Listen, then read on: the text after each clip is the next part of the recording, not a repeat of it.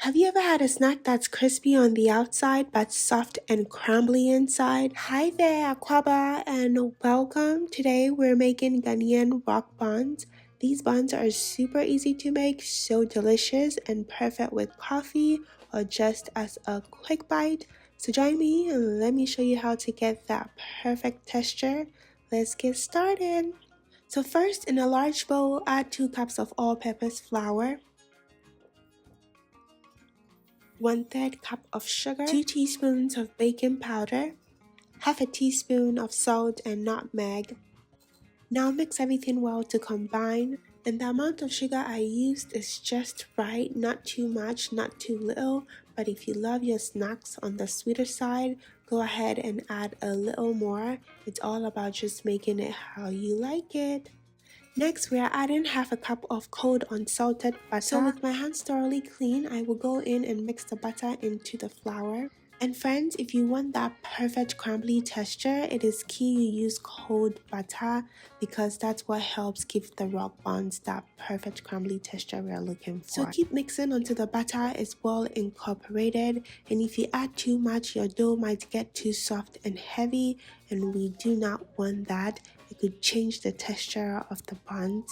And this is what we are looking for, crumbly but not too dry, kind of like crushed biscuits. Next, to avoid over mixing, we will beat the milk, eggs, and vanilla extract together in a separate bowl here before adding to the flour mixture. So I used 1/3 cup of evaporated milk. You can also use any milk you have, 1 egg, and 1 teaspoon of vanilla extract. Whisk everything together here, and then we will pour it into the flour mixture here shortly.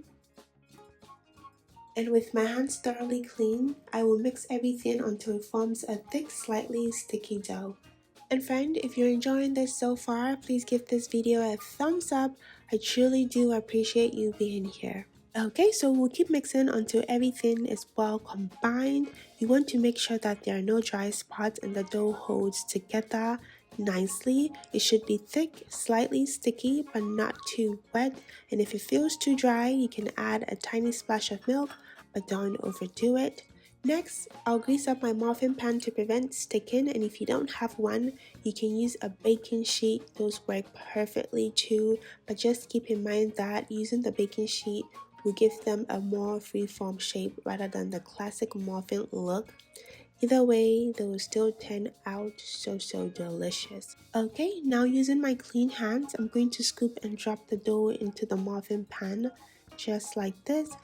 No need to shape or smooth them out. The rough texture is what gives the rock buns their classic rocky look. So these were definitely one of my favorites growing up in Ghana. They're so soft on the inside, crunchy on the outside, and back then they were perfect with fun eyes right after church. But now as an adult, oh, they pair so good with coffee. Okay, so while doing this, I already have my oven preheating at 350 degrees Fahrenheit.